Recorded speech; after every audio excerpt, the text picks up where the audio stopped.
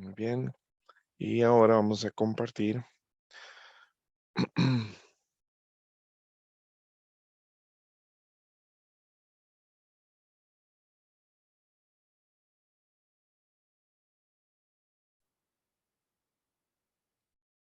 Denme un segundito nada más para asegurarme de que tenemos la presentación.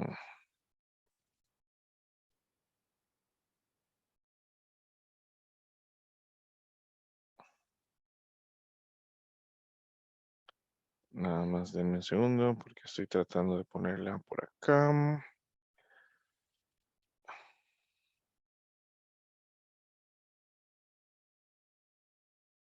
Muy bien. Ok, vamos a compartir ahora sí.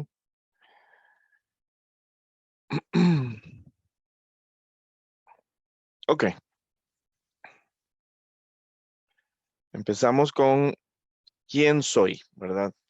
Vamos a analizar quién soy o qué es lo que determina en nuestra vida quién es el que yo soy, ¿verdad? Pero también al final, al cierre, vamos a entender, vamos a buscar, vamos a indagar quién quiero ser.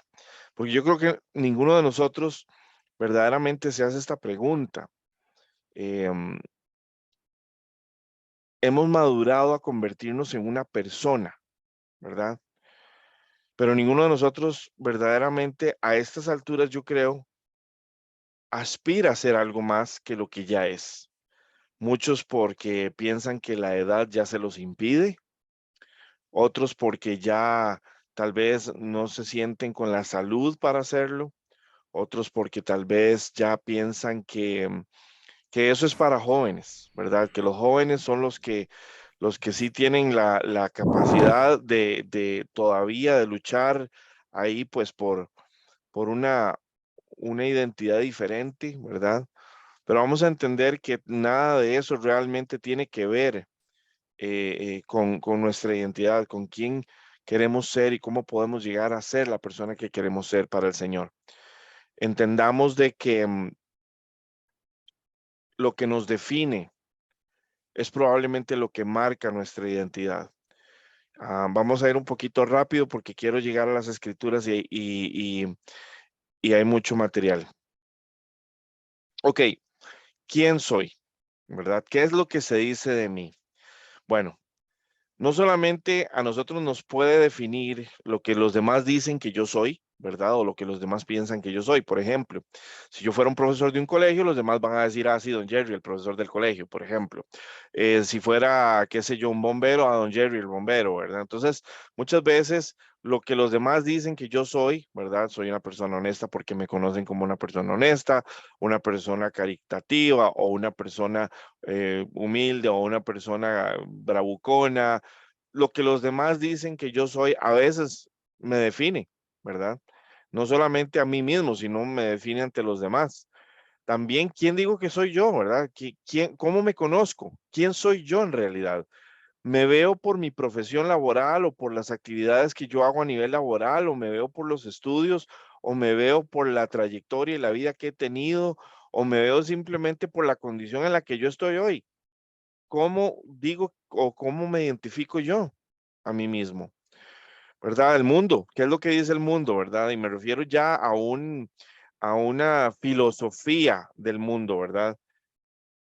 ¿Qué es lo que el mundo dice que yo soy? No solo en mi fe, a nivel laboral, a nivel de género, inclusive ahora, ¿verdad? Ahora que los hombres estamos siendo tan atacados a nivel de género, ¿verdad?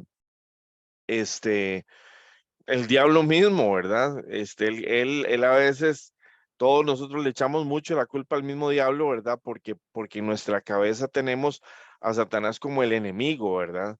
En realidad él no es el enemigo, él es el adversario, ¿ok? Y hay una diferencia. Un enemigo es alguien que viene en contra tuya constantemente hasta destruirte y acabarte. Y aunque Satanás anda como león rugiente buscando a quien devorar y destruir, créanme que él no lo ve en manera individual. Él no ataca a cada uno de nosotros en manera individual. Él ataca de manera social, de manera estructural, de manera política, de manera financiera. Él utiliza sus ayudantes, ¿sí? Para tratar de venir a hacernos tropezar. Pero ¿saben qué es lo que más utiliza? A nosotros mismos contra nosotros mismos. Yo siempre he sido de los que creen que el enemigo más grande que uno tiene es uno mismo. Y el Señor a mí me lo confirmó y me lo reconfirmó, porque cuando yo le pregunté al Señor, Señor, ¿cuál es el problema de mi vida? ¿Por qué mi vida no avanza? ¿Por qué yo siento que estoy estancado espiritualmente? El Señor me dijo, el problema es usted, el problema sos vos, el problema que tenés en tu vida sos vos mismo. Vos sos el obstáculo, vos sos la piedra de tropiezo. Él nunca me habló de Satanás. Es más, estudiando esto, me puse a pensar, si ustedes se dan cuenta, el Señor, la única vez que lidió con Satanás fue al principio de su ministerio. De ahí en adelante, sí, tal vez hubo algunas manifestaciones de gente poseída, pero él no lidió más con Satanás. Él no tuvo que lidiar con Satanás, porque su misión no era venir a vencer a Satanás. Y a veces pienso que al Señor se le hace más fácil vencer a Satanás que vencernos a nuestro propio yo, vencer nuestro propio orgullo, nuestra propia carne, ¿verdad? A la cual somos tan arraigados. Yo siento de que el Señor lidió con los fariseos, ¿verdad? Y estos hombres que se suponían eran los conocedores de la palabra y que no reconocieron a su Señor de gloria. También hablaron mal de Jesús, así que no podemos esperar de que se hable también bien de nosotros si estamos bien con el Señor, ¿verdad? Pero sí, hasta el mismo Satanás ha creado y está creando en estos momentos una estructura social, una nueva moralidad, una nueva forma de pensamiento que se opone a Dios y que a nosotros como cristianos nos va a marcar, nos va a etiquetar, ¿verdad? Y ya nos dicen que nosotros somos los del pensamiento del odio. ¿Quién dice Dios que soy yo? Muchas veces nos hemos realmente puesto a investigar qué es lo que Dios ve en mí, qué es lo que Dios considera de mí, cómo Dios me siente a mí. Hoy no vamos a explorar todos estos temas a profundidad porque sencillamente no nos da tiempo. Esto es un seminario como de 3 meses, pero el tema es, quiero que ustedes se hagan estas preguntas en su tiempo a solas y que verdaderamente se cuestionen qué es lo que está haciendo que ustedes hoy se identifiquen como seres humanos, como personas, como cristianos. Hay cristianos hoy que el miedo y el temor, las ansiedades, las preocupaciones, los definen más que su propia fe. Y todo eso no puede ser. Iglesia, tenemos que despertar, tenemos que ser una iglesia que está preparándose para la venida del novio. Definitivamente la verdadera identidad viene del saber esto último, de qué es lo que dice Dios con respecto a mí. Y eso es lo que vamos a explorar un poquito. Antes de eso, ¿quién dice, y hay un pequeño typo, los demás que soy yo? Bueno, hay gente que pone o que nos puede decir perezosos, modestos, tranquilos, orgullosos, trabajador, egoísta, malo, simpático, fiel, descuidado, raro, genuino, generoso. Hay un montón de calificativos que a través de los años y dependiendo de las experiencias de vida que tengamos, podemos ir coleccionando. Óigame, y hay personas que han permitido que los demás los definan. Y lo peor del caso es que ya aceptan eso como una realidad y se identifican como tal. Ah, es que yo tengo este problema. Ah, es que yo tengo el otro problema. Por ejemplo, el típico déficit atencional. Ah, es que yo tengo déficit atencional. Y a veces lo usamos como una excusa para no luchar, para no prestar más atención. No, hey, como yo tengo déficit atencional, voy a permitirme no prestar atención. Voy a permitirme ser así.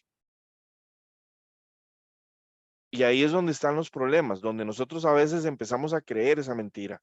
Cuando nosotros creemos una mentira, mis hermanos, esa mentira se convierte en nuestra realidad. Y eso es el problema, que a lo largo de los años se vuelve no solo una realidad, se vuelve como típico, como un callo emocional que es muy difícil de extirpar, que es muy difícil de quitar. Y es más, a veces hasta nos ofendemos y nos resentimos cuando la gente trata de quitarlo, cuando la gente trata de decirnos, no, es que usted tiene que luchar, usted no puede estar diciendo esas palabras. ¿Cuántas veces a ustedes les han dicho, no digas eso, mi hermano, habla bendición de ti mismo? Ah, es que yo soy muy salado.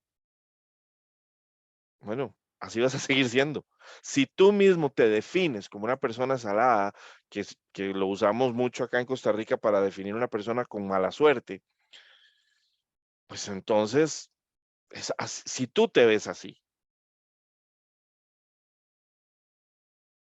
estás poniendo una barrera entre el Señor y sus bendiciones y tú. Tu fe no está en lo que el Señor es capaz de hacer en tu vida y por ti. Estás creyendo lo que los demás han dicho o lo que ya tú mismo estás creyendo de ti. Y ahí es donde empiezan los problemas.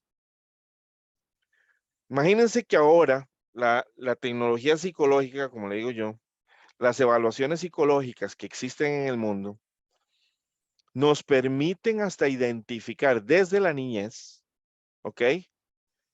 Y en la adultez, quiénes somos o cómo pensamos, cuáles son nuestras tendencias de sentir y de actuar con base en las emociones, inclusive.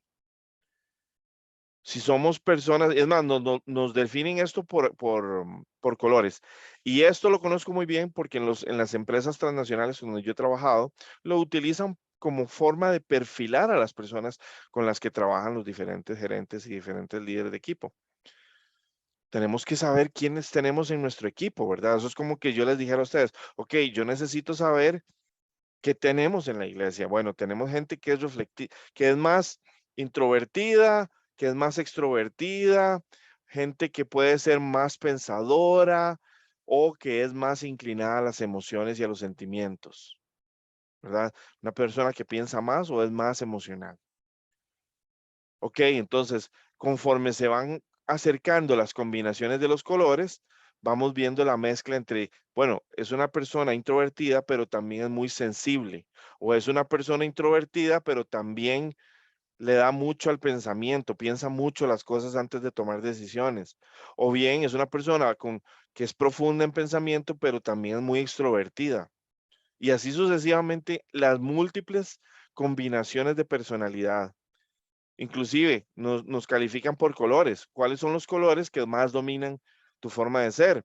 Si somos enérgicos, autoritarios, valientes, ambiciosos, apasionados, realistas, bueno, somos muy rojos.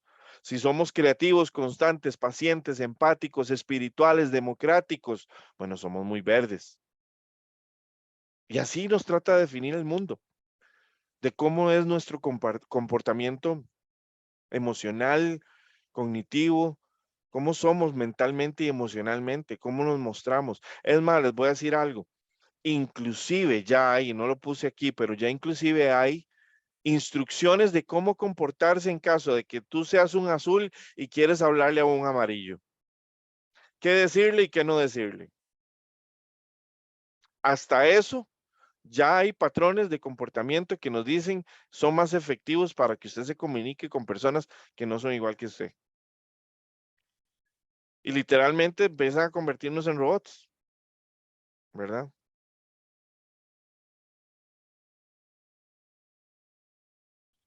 ¿Cómo es en la familia?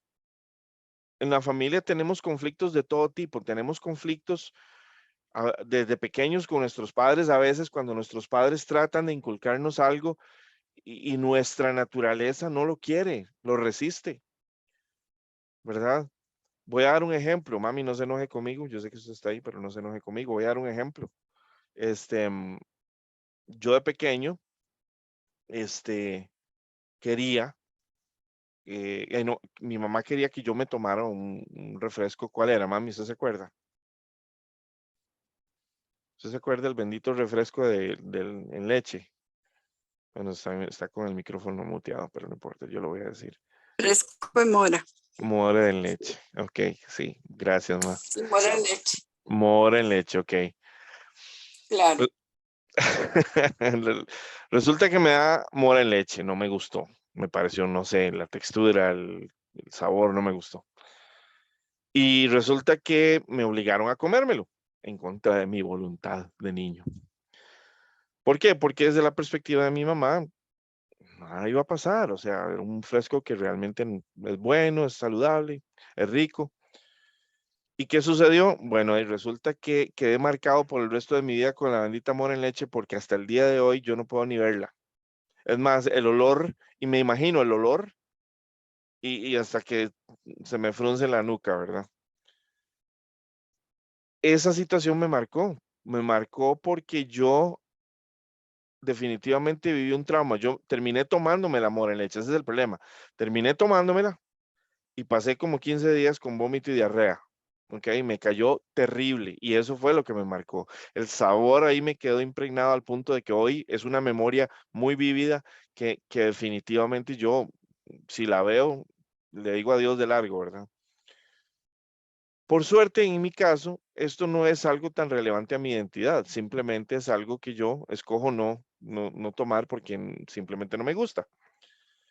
Pero ¿cuántas veces hemos vivido en nuestras familias situaciones que en lugar de darnos una marca estomacal, nos da una marca emocional profunda, ¿verdad?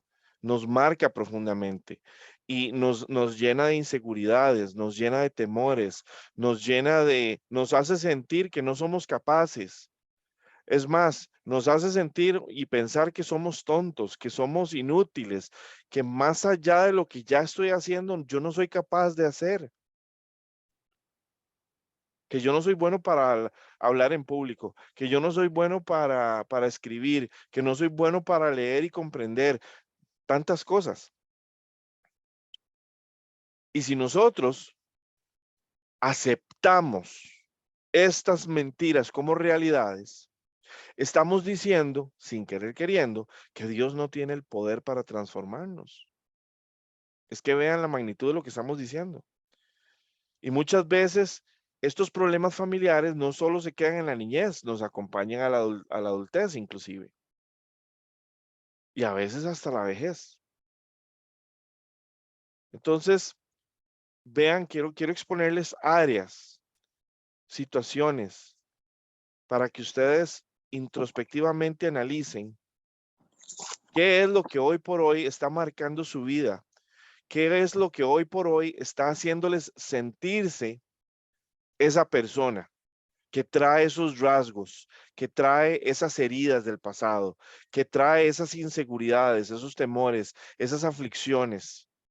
Tal vez nosotros ya logramos superar la parte del dolor emocional, ya lo pensamos como un recuerdo del pasado y ya no nos afecta tanto emocionalmente hablando, pero quedaron las secuelas que se pueden manifestar en muchas maneras, como inseguridades, temores, nos descalificamos nosotros mismos porque no nos sentimos capaces de hacer cosas, etcétera, etcétera, etcétera, y todo como consecuencia de unas experiencias de un pasado que ya no existe.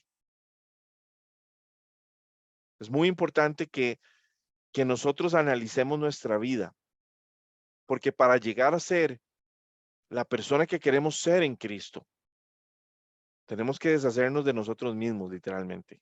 Y este proceso, solo el Espíritu Santo puede ayudarnos, no solo a desenmascarar el pasado que nos aflige, que nos hiere todavía, que nos lastima, sino a sanarlo y ahora reconstruir sobre tierra fértil. Solo el Espíritu Santo puede hacer eso. Vamos a ver, todos necesitamos sentir que pertenecemos a algo, ¿verdad?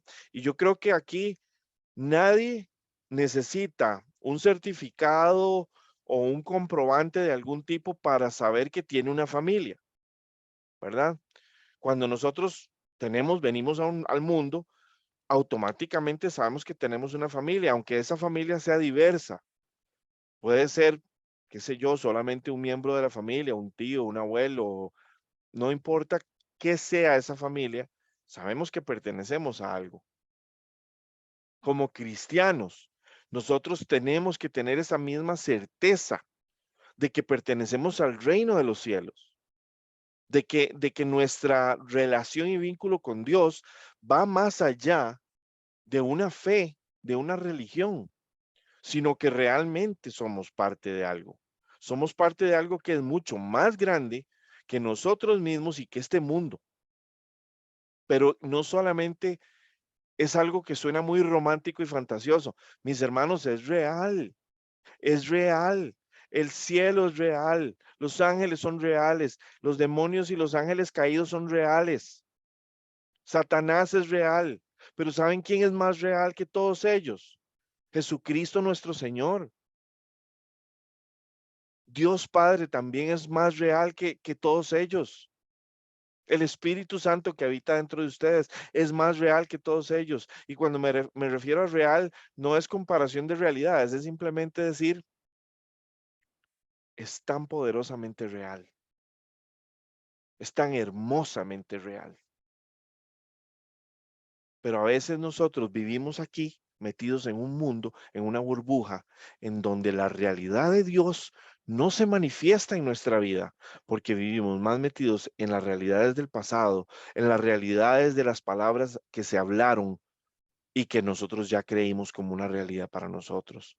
Todos necesitamos sentir que pertenecemos a algo, ya sea a una familia o a un grupo, ¿ok? Es de donde vengo o hacia donde voy. Nosotros le pertenecemos a Dios, Él es mi Padre y nuestro Padre Celestial. Bueno, también tenemos una iglesia a la que pertenecemos. Son cosas que nosotros como seres humanos necesitamos sentir. Y yo les voy a decir una cosa, más que pertenecer a una iglesia me refiero a un templo, a una denominación, etcétera, es pertenecer a la iglesia de Jesucristo. Cuando el Espíritu Santo me explicó a mí el tema de la iglesia, me hizo entender que iglesia solo hay una, no como nosotros lo vemos distribuido, que la iglesia del Señor esta, que la iglesia de la esperanza, que la iglesia, no, no, no, no. Esas son denominaciones que hemos hecho nosotros los hombres. Pero cuando el Señor venga, viene por una iglesia. Es la iglesia espiritual, es la novia. Bueno, yo quiero ser parte de esa iglesia. Y gracias al sacrificio de Cristo en la cruz y mi fe y mi esperanza puesta en Él y el Espíritu Santo viviendo en mí, yo soy parte de esa iglesia. Ahora mi lucha es por permanecer activamente despierto, oyendo, escuchando su voz, buscando su guía y dejando que Él me guíe y me lleve. Entonces Él me empieza a convertir en la persona que poco a poco yo voy viendo que me estoy convirtiendo, que es la persona que Él me quiere convertir. ¿Qué nos define como personas? ¿Ok? Bueno, lo que les voy a enseñar aquí es lo que a ustedes no los define. ¿Ok? No los define su edad, no los define su trabajo o su carrera, no los define su talla de ropa, no los define los errores del pasado, ni las batallas. No los define, y esto va para las generaciones jóvenes, cuántos likes le han puesto a las fotos de ustedes en las redes sociales. No los define lo que otras personas piensan de ustedes. A ustedes los define la sangre de Cristo. Los define solamente Jesús.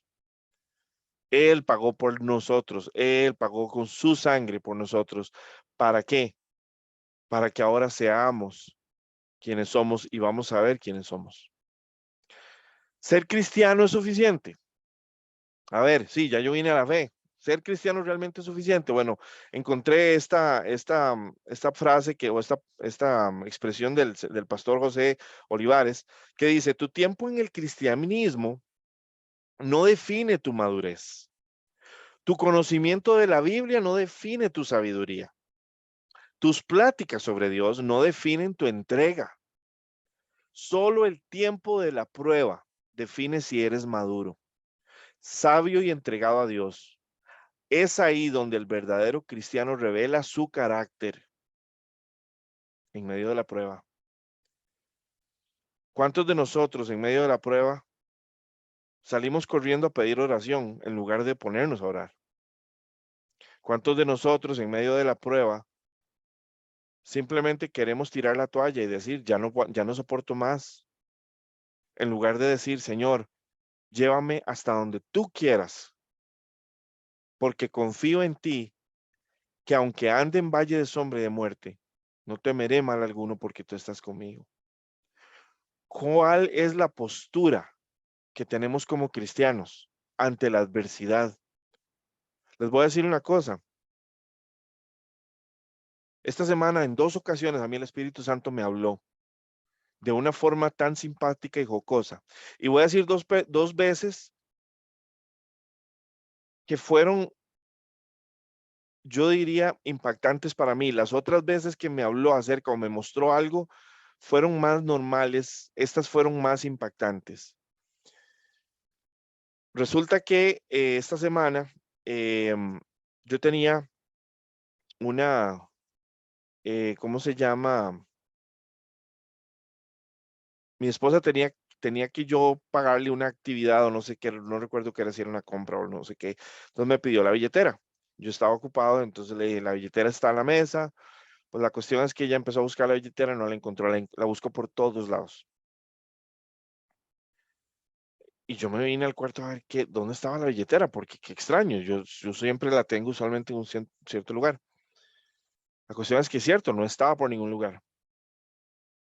Entonces, lo usual que a uno le pasa es que uno empieza a frustrarse, ¿verdad? Que se enoja, ¿cómo es posible? Qué desorden, bla, bla, bla. Y ojalá, por dicha mi esposa no es así, pero hay personas que le empiezan a uno a decir, ve por desordenado, ve por esto, ve por lo otro, y empiezan a echar más fuego a la leña o más leña al fuego, más bien. Bueno, resulta que yo simplemente callé mi corazón y dije, Señor, tú sabes dónde está. Y yo sentí inmediatamente del lado de allá de la cama. Fíjese allá, del lado de allá de la cama. Algo así sentí. Y recuerdo que fue tan curioso porque yo sabía en el momento que era el Espíritu Santo que me estaba hablando. Lo pude palpar y no fue una voz, fue un pensamiento. Cuando yo digo que el Espíritu Santo a veces me habla con pensamientos. Y de todas las veces que me habló esta semana, estas dos son las que más me marcaron. Me fui yo y literalmente hice caso. A veces esos pensamientos uno dice, no, no, no, ya yo revisé ahí. No, esta vez yo fui sin cuestionar, fui y busqué y ahí estaba la billetera. Y me dio mucha risa porque sabía que era el Espíritu Santo y dos, sabía que el Espíritu Santo lo estaba haciendo al propio para que yo supiera que era él, pero para que le dijera a mi esposa. Entonces le dije, mi amor, ya la encontré. Entonces me dice, ¿en serio? ¿Dónde estaba? Y yo, bueno, es que el Espíritu Santo me dijo que estaba aquí y ahí la encontré. Y ella se quedó así como, ah, le digo yo, sí, el Espíritu Santo me dijo que estaba ahí. Entonces fui a buscarle y la encontré. Y ella se quedó así como tratando de digerirlo, ¿verdad? Yo le dije, mi amor, el Espíritu Santo habla. Lo que pasa es que nosotros estamos tan llenos de ruido en nuestras cabezas y en nuestras emociones en el corazón que no tenemos ni siquiera el tiempo para escuchar su voz. Bueno, la segunda situación fue que se nos descompuso el carro, entonces yo tenía que mandar a traer una plataforma, una grúa, y el carro tiene un tornillo que es como una especie de gancho para que la grúa lo jale sin que dañe alguna estructura del carro. Entonces, ese tornillo es importante y es difícil de conseguir y solo viene con el carro. Bueno, resulta que se me perdió, no lo encontraba por ningún lado. Donde se suponía que tenía que estar y donde se suponía que yo lo había dejado, no lo pude encontrar. Resulta que ya iba a empezar otra vez la ansiedad y ya iba a empezar otra vez la frustración. Y me dije a mí mismo, no. Ahí mismo me frené. Y yo me dije, no, voy a confiar en el Señor.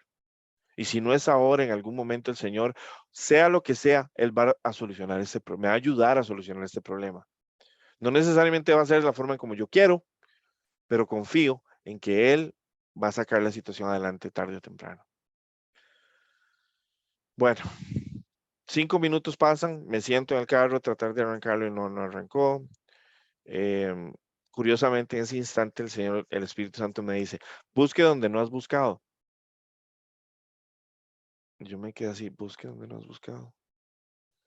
Y empiezo a buscar, inmediatamente es como que me lleva como un radar a donde quiere que busque.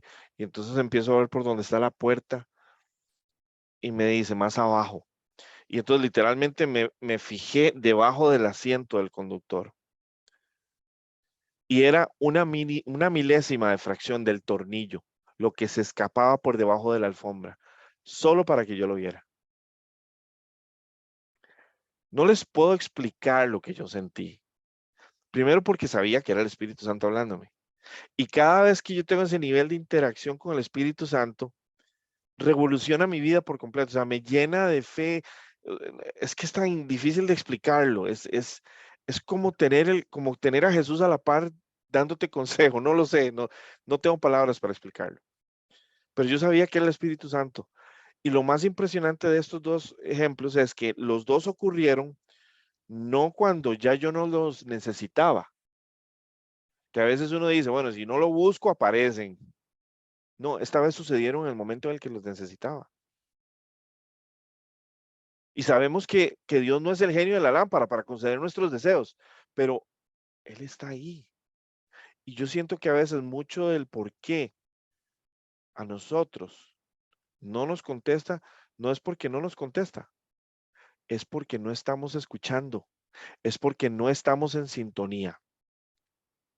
Estamos más preocupados por el problema que por escuchar su voz, que por tener paz y calma y confiar en Dios. Cuando le conté a mi esposa, porque mi esposa me andaba ayudando a buscar el tornillo, no lo podía creer, o sea, y yo le dije, mi amor, o sea, esto pasa. Bueno, a ella también le pasó, el Espíritu Santo le mostró, fuimos un día a ver una película al cine y en la película el Señor le habló y le habló muy fuerte. Así que no es solo ser cristianos, mis hermanos, es que verdaderamente nosotros tenemos que definirnos en el Señor mediante una relación estrecha, constante, poderosa y que cuando venga la prueba, en el Señor confío. En el Señor confío. Por eso me encantó esto, porque dice, solo el tiempo de la prueba define si eres maduro, sabio y entregado a Dios. Es ahí donde el verdadero cristiano revela su carácter. Bueno, hoy les tengo una pregunta. ¿Cuál es su carácter de cristiano? No es para que me respondan, es para que se pregunten a ustedes mismos. ¿Cuál es su carácter de cristiano? ¿Cuál es el carácter que los define como un cristiano? La gente buena siempre hace el bien porque el bien habita en su corazón. La gente mala siempre hace el mal porque en su corazón está el mal. Las palabras que salen de tu boca muestran lo que hay en tu corazón. Y nosotros a veces ni siquiera tenemos el filtro activado para ver qué es lo que está saliendo de nuestra boca. Esto lo dice Lucas 6:45. Esta no la quise compartir porque esta me pareció muy importante para entrar en este tema. Iglesia, si nosotros estamos acostumbrados a ser las personas que somos, entonces le estamos diciendo a Dios, no me cambies, no me interesa que cambie, o sea, no me interesa que cambies nada de mí, yo soy así. Y les voy a decir una cosa, el Señor lleva cambiándome en mi vida en los últimos 20, 30 años y va a seguir cambiándome, porque el Señor lo que quiere es irnos transformando. Entonces, si en tu corazón piensas que el Señor no te puede transformar, no conoces a Dios, porque verdaderamente lo que Dios busca es transformarnos. Vamos a irnos a Primera de Pedro 2, 9, 11.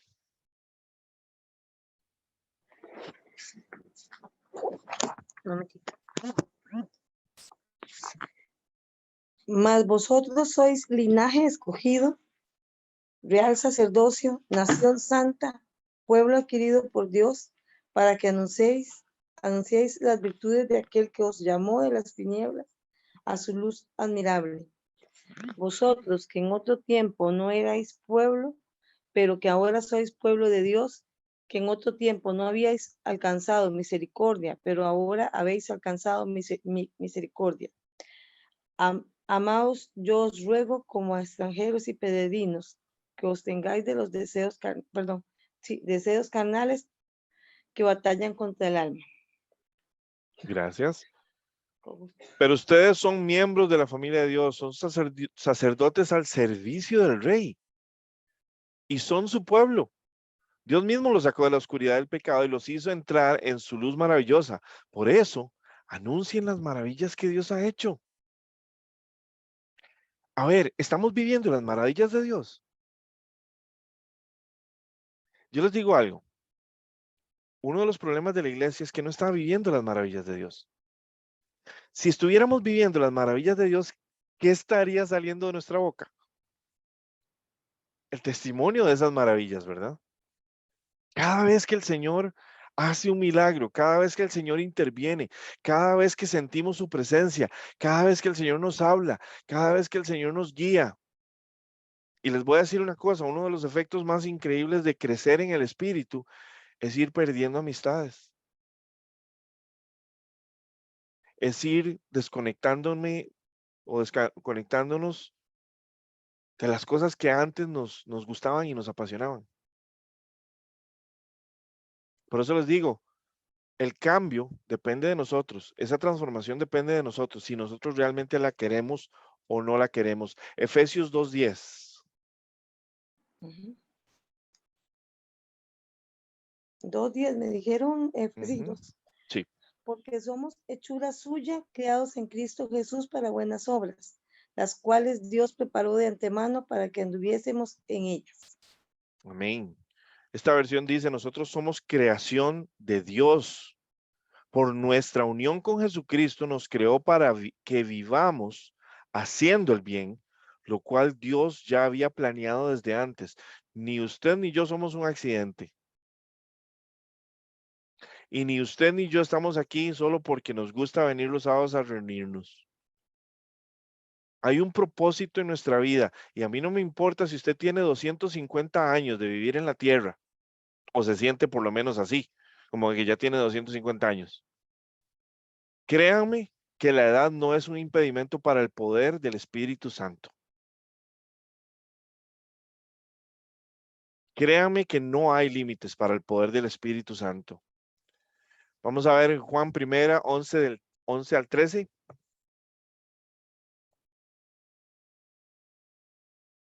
A lo suyo vino y a los suyos no le recibieron. Mas a todos los que le recibieron, a los que creen en su nombre, les dio potestad de ser hechos hijos de Dios, los cuales no son engendrados de sangre, ni de voluntad de carne, ni de voluntad de varón, sino de Dios. Amén. Vean esta versión. Vino a los de su propio pueblo y hasta ellos lo rechazaron. Pero todos los que creyeron en él y lo recibieron, les dio derecho de llegar a ser hijos de Dios. Ellos nacen de nuevo, no mediante un nacimiento físico como resultado de la pasión o de la iniciativa humana, sino por medio de un nacimiento que proviene de Dios, el nacer al Espíritu. Literalmente, mis hermanos, somos eso. Eso es lo que somos. Somos una nación que fue creada por el Señor, un pueblo de Dios, por el cual Dios literalmente pagó por nosotros. Vamos a ir entonces a ver esto. ¿Quién soy yo en Cristo? Bueno, vamos a ir a Juan 1:12. Bueno, Juan 1:12 ya lo teníamos aquí. ¿Qué dice Juan 1:12? Dice, les dio derecho a ser hijos de Dios, ¿verdad? Nos está diciendo que somos hijos de Dios. Eso es Juan 1:12. Parte de la vid verdadera. Ese es Juan 15:15. Vamos a leer Juan 15:15. Ya no os llamaré siervos, porque el siervo no sabe lo que hace su señor, pero os he llamado amigos, porque todas las cosas que oí de mi Padre os las he dado a conocer. Amén, amén. Y nos sigue dando a conocer a través de su Santo Espíritu. Vamos a leer Juan 15:16 ahora. No me elegisteis vosotros a mí, sino que yo os elegí a vosotros y os he puesto para que vayáis y llevéis fruto, y vuestro fruto permanezca, para que todo lo que pidiereis al Padre en mi nombre, Él os lo dé. Amén. Amén. O sea, no importa lo que pasó en el pasado, no importa lo que vivimos, no importa lo que nos hicieron sentir, no importa lo que nos hicieron creer. Tenemos que entender de que nuestra realidad va más allá que todo eso. Nuestra realidad es que literalmente fuimos elegidos por Dios. Fuimos elegidos por Cristo para llevar fruto. Y esa escritura quiero que la tengan muy presente. Vámonos a Gálatas 3, 26, 28.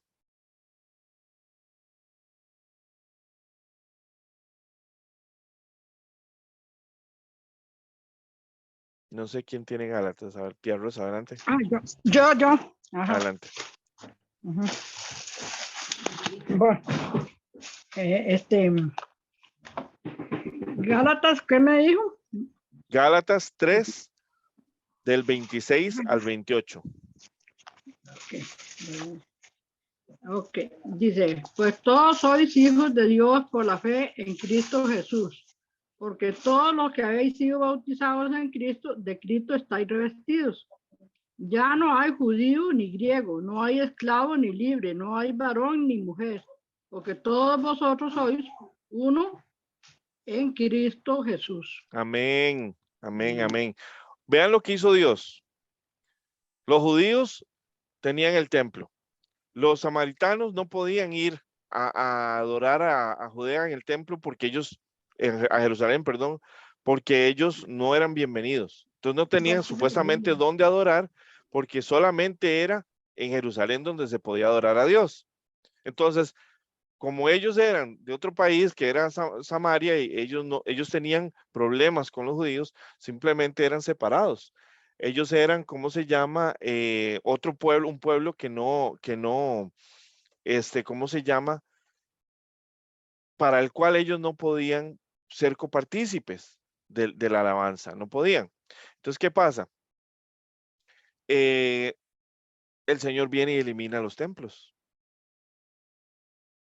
Literalmente cambió el templo que había en Jerusalén por el corazón de aquellas personas que querían y aceptaban al Señor. Nos convirtió en el templo del Espíritu Santo. ¿Para qué? Para que ya no hubieran esas distinciones de judío, porque los judíos decían, no, los gentiles no tienen acceso, solo los judíos. Bueno, entonces el Señor vino y quitó esa barrera. Ya no es por país, ya no es por color, ya no es por templo. Ahora es por Cristo. ¿Para qué? Para que nadie se jacte de nada, porque nadie hizo nada al respecto. Lo hizo Cristo. Y es ahí donde está nuestra identidad, es ahí donde está nuestra fe, es ahí donde está nuestro verdadero yo, no en nosotros, no en nuestras experiencias de vida, están en Cristo, en entender que es Él el que nos hace, el que nos forma, el que nos hace ser quienes somos. Vamos a leer ahora Gálatas 4, 6, 7. También. Ajá. Dice así, por cuanto sois hijos, Dios envió a vuestros corazones el espíritu de su Hijo, el cual clama, Abba Padre. Así que ya no eres esclavo, sino hijo, y si hijo también, heredero de Dios por medio de Cristo. Amén. No solo somos hijos, tenemos una herencia que viene. Somos herederos, le pertenecemos a Él.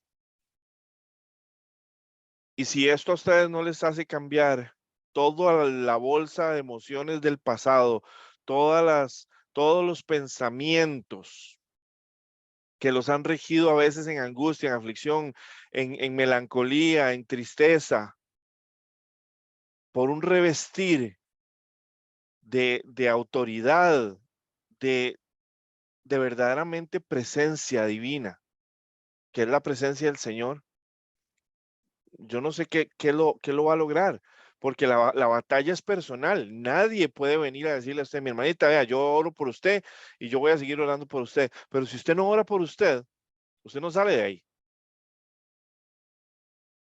Usted es la que tiene que determinar hasta dónde llega mi sufrimiento. Si ya Cristo pagó por mi sufrimiento, ¿por qué yo voy a pagar por mi sufrimiento? Si ya el Señor me hizo parte de la vida, si ya me hizo hija de Dios, si ya me hizo hijo de Dios, ¿por qué yo voy a tener que seguir sufriendo? Vamos a ir a Colosenses 3:12. Hola, ese es mío. Adelante. Dice, Dios los ama mucho a ustedes y los ha elegido para que formen parte de su pueblo. Por eso, vivan como se espera de ustedes. Amen a los demás, sean buenos, humildes, amables y pacientes. Qué diferente, ¿verdad? En lugar de como a veces nos sentimos por las cuestiones del pasado, ¿verdad? Es un enfoque totalmente que ya no es acerca de nosotros mismos. Cuando nosotros vivimos atados en el pasado por situaciones que nos marcaron, estamos atados, estamos amarrados y nuestro pensamiento es acerca de nosotros. Uy, pobrecito, yo sí que he sufrido, a mí sí que me dolió, es que a mí me ha afectado mucho, es que yo realmente me he sentido mal. Lo único que hacemos es hablar de nosotros. En cambio, aquí que nos dice esta escritura, no es ni siquiera acerca de nosotros, es acerca de los demás, es acerca de tratar a los demás con amor. Cuando nosotros estamos llenos de Cristo, ya nosotros no necesitamos nada más, empezamos a vivir para los demás. Vamos a irnos a 1 Tesalonicenses 5:5. Ese también es mío. Dale, Deme un segundito. Ay, se me perdió. tranquila, está en la Biblia. Sí, ya llegué. 1 Tesalonicenses 5:5 dice, todos ustedes confían en el Señor Jesús y eso es como vivir a plena luz del día y no en la oscuridad. Amén. ¿Estamos confiando o estamos padeciendo y sufriendo? Es que, a ver, el problema de la religión, mis hermanos, es que nos hace creer que usted puede vivir en padecimiento y en fe, ¿verdad? Inclusive para los que hemos sido católicos, nunca se me olvida, por mi culpa, por mi gran culpa. Ah, o sea, literalmente yo vivo la fe culpándome a mí mismo. Yo vivo la fe en una total peregrinación por culpa y por dolor, ¿verdad? Yo vivo flagelándome emocionalmente porque sí, qué malo soy yo, qué cosa más terrible con yo. Y hay verdad en eso. Sí, nosotros somos el problema, pero no para que nos quedemos en el problema, para que quitemos el problema del camino y empecemos a vivir en la victoria de Cristo. Es que son dos cosas completamente diferentes. Vivir en la justificación del problema es una cosa, y el fruto que sale de ahí es tristeza, soledad, angustia. Es por el fruto que conocemos, que sabemos si estamos viviendo en el Espíritu o si estamos viviendo en nuestra carne. ¿Qué es lo que aflora a nosotros? Ya lo vimos en la boca, como decía Lucas. Es ahí donde nosotros vamos a exprimir esta naranja y saber si está amarga o si está dulce. Vamos a irnos a Hebreos 3:1. Yo lo voy a leer. Adelante.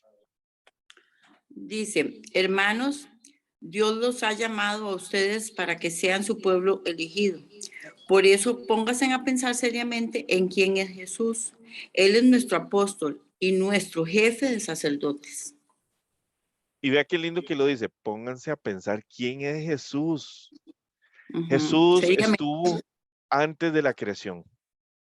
Jesús estuvo durante la creación. Jesús estuvo después de la creación. Jesús ha estado ahí siempre.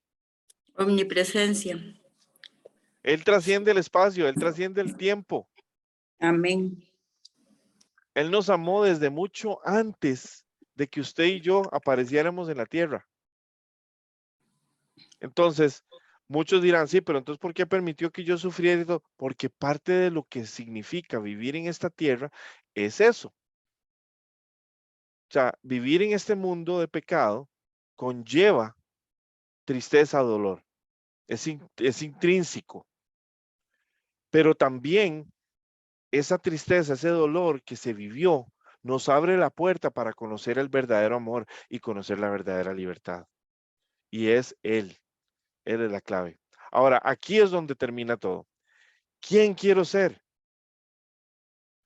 Ya hemos visto las cosas que nos pueden estar afectando de nuestro pasado, de nuestra identidad, cosas que incluso hemos aceptado como, ay, es que yo soy así. Bueno, pero no significa que tienes que seguir siendo así. Yo espero que hoy, es mi esperanza que hoy, no sé a quién le estoy hablando realmente, pero es mi esperanza de que hoy estén saliendo un montón de oraciones personales. Señor, ya no más con esto. Señor, me declaro libre en tu nombre por esto. Señor, sana mi corazón en esto. Yo espero que hoy el Señor haya traído a su memoria y a su corazón áreas que ya no pueden estar ahí, que es más, no deberían ni estar, que ya no deberían ni tener poder sobre ustedes. Y que ustedes más bien empiecen a decir, Señor, yo quiero ser, y por eso cantábamos, ¿verdad? Esta canción ahora, quiero ser más como tú. Yo quiero ser más como tú. Les cuento algo, yo desde pequeño siempre fui muy, a mí hubo dos personajes en la Biblia que me llamaron mucho la atención. Uno de ellos era Moisés, porque Moisés creció creyendo que su vida era Egipto, hasta que se dio cuenta de que su realidad era otra. Yo crecí pensando que mi realidad era una, hasta que el Señor me encontró y me di cuenta de que era otra. Y después el Señor deja que Moisés pase 40 años por el desierto hasta que lo vuelve a encontrar y ahora lo vuelve a relanzar. Y yo siento que mucho de mi vida fue inclusive un desierto espiritual. ¿Para qué? Para llegar a un punto en mi vida en donde yo necesitara tanto de Dios que ya nada me importara más que su presencia. Ese era uno de los personajes. Y el otro personaje era Juan el Bautista. ¿Saben qué me apasionaba a mí de Juan el Bautista? Que Juan veía las cosas de una manera que ninguna otra persona la podía ver. Juan no necesitaba tener nada. Él vivía a Dios y eso era suficiente para él. Juan hablaba con un denuedo, con una autoridad, como de alguien que conocía, que había estado ahí, que sabía de lo que estaba hablando. Y venía a hablar de Jesús, venía a hablar del reino. La palabra nos dice que el espíritu de Elías estaba sobre Juan. Entonces, sabemos que había algo especial en él. Sabemos que había una pasión por Dios que sobrepasaba la forma de pensar de ese mundo en aquella época, que era el bienestar económico y bueno, eso ha sido siempre, el bienestar económico, el bienestar social. A él no le importaba nada de eso. A él lo que le importaba era llevar la verdad donde la verdad era necesitada. Yo siempre dije, Señor, yo quiero ser así. Yo quiero ser como Juan el Bautista. Yo quiero ser como Moisés. Porque yo entendí de que esta vida es corta. Y yo no quiero llegar al final de mis días y sentir que no hice nada para el Señor. Sentir que mi vida con el Señor fue como, así, como de largo. Sino que yo quiero vivirlo a Él todos los días de mi vida y que Él disponga de mí. Pero esas fueron oraciones que yo le decía, Señor, transfórmame, cámbiame, muéstrame. Como decía el salmista, escudriñame, encuentra lo que no te place de mí y sácalo de mí. Yo no lo quiero. Transfórmame, lléname de fe, lléname de amor, lléname de lo que tú, Señor, quieres que yo tenga porque yo soy tu vasija. Al final yo voy a contener lo que tú quieres que yo tenga. empecé a entender de que lo más importante para mi vida espiritual es su presencia, porque en su presencia puedo hasta entender la palabra. No de acuerdo a mi interpretación humana, sino de acuerdo al autor que vive en mí y que me explica y me guía. Así que, mis hermanos, esta pregunta de quién quiero ser se las dejo a ustedes para que cada uno de ustedes se lo pregunte. No hay, y sí quiero ser enfático, no hay nada que les impida ser quien ustedes quieren ser para Cristo. Si ustedes se lo piden, Él lo concederá. Pero si ustedes se lo piden del corazón, entendiendo quién es Jesús, como dice la Escritura, entendiendo quién es Dios y entendiendo qué es lo que estamos pidiendo. Señor, quiero ser una Esther, una Ruth, quiero ser una María, que no cuestionó al ángel y simplemente dijo, hágase en mí según tú lo has dicho. Y aquí la sierva del Señor. Yo quiero que ustedes se tomen ese tiempo a solas con el Señor y le digan quién quieren ser, pero también quién ya no quieren ser. Y esto va a ser un momento de liberación, un momento de sanidad interior, un momento en donde ustedes van a poder dejar atrás las cosas que les han afectado, pero ver de frente las cosas que están por venir. Si el Señor nos está llamando y nos está convocando a estar atentos, a estar listos, a estar despiertos, es porque está pronta su venida.